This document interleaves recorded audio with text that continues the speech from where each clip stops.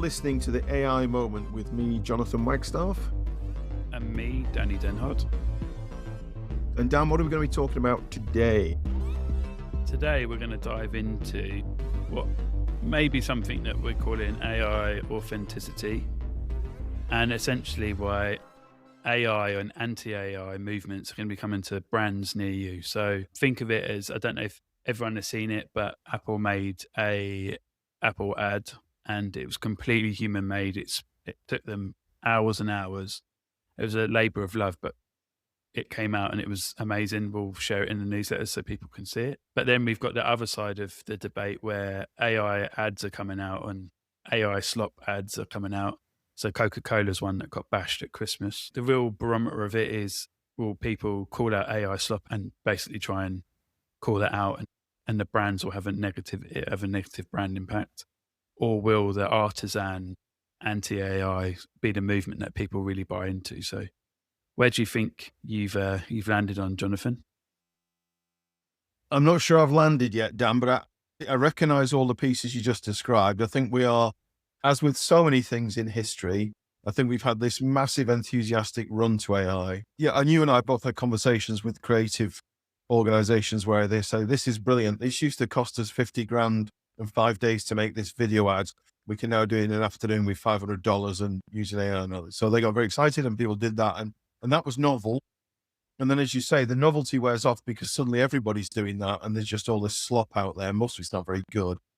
I think that the good stuff, I mean, people will always remember a good ad.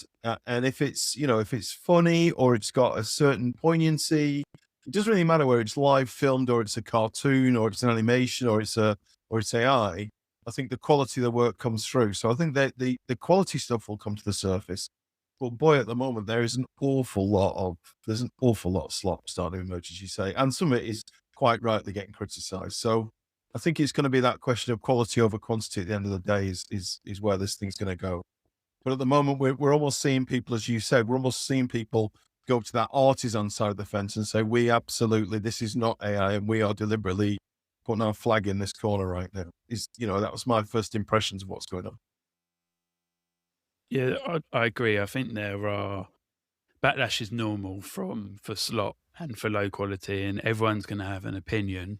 Typically, everyone has an opinion on an ad that is on TV or that people pay a lot of money to get in front of a lot of eyeballs. So I think there are three camps that people fall in already. There's the all in and they shout about it. So there's all in on AI. They shout about it and they don't mind a little bit of backlash because it is setting a trend or it's a hotly discussed talking point. I think there are people who don't mind it being tested and it being hybrid. So some will sing about it, others won't, but it creates a remarkable moment, a micro moment that people can be connected to. And then brands are already hearing the anti-AI and they're adapting their approach already. And the way that I think it's going to bubble to the surface, and it's always the barometer of success or failure, is the Super Bowl ads. So it's approaching that season.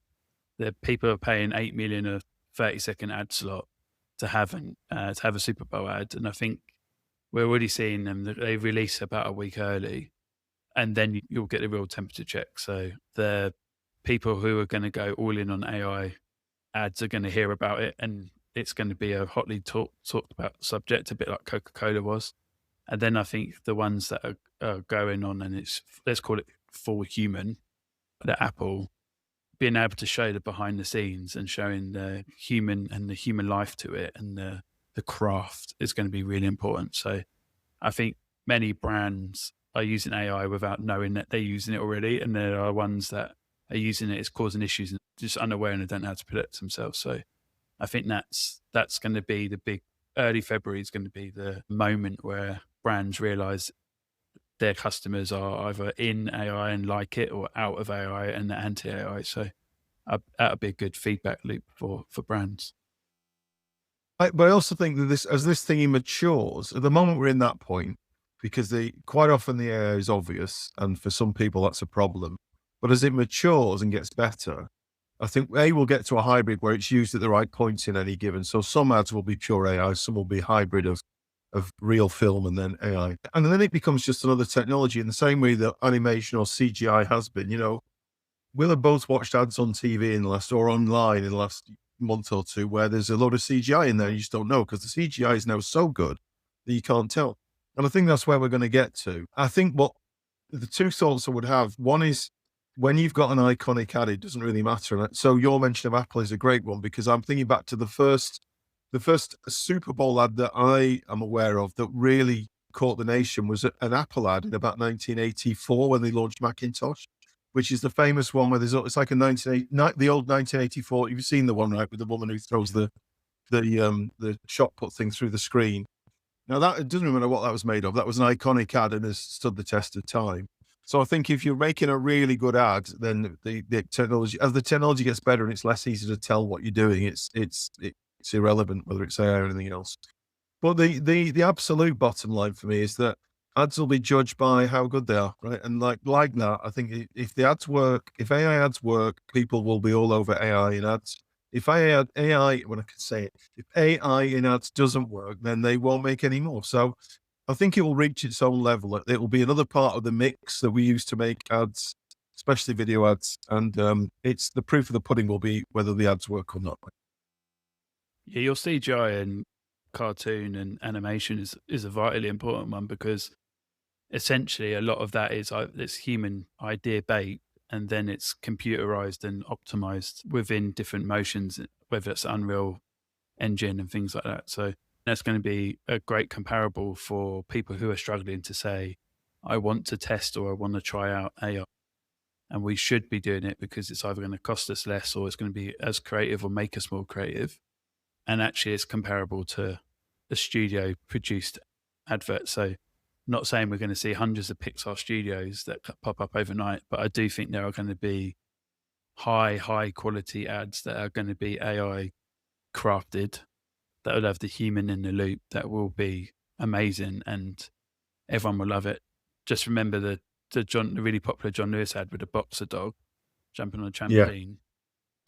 That resonated so much. We're going to see so many different variations of it. Are going to be animals that we've never been able to use in ads and ad campaigns that are going to be available to us. And whether it's dinosaurs or something else that we can recreate will be amazing additions to the advertising ecosystem. And like you said, if it's a great ad, people will talk around it and they'll go and buy the product or purchase the license or whatever it might be. Yeah, and we're already seeing. I mean, I was talking to a business back in November, which had been a visual effects business, and there's two of them, and they've now incorporated AI into their visual effects, and they are making video ads for some globally well-known brands. And there's two of them in the business, so it's not like it's a multi-billion-dollar business, but increasingly you're getting these 1-2 person startups and scale-ups that are working like that, and they're able to use the technology to do what they want. I think the bottom line for me, it's like everywhere else. AI is accelerating performance, but it's eroding trust and it's challenging authenticity. And the AdWords are the same as everywhere else.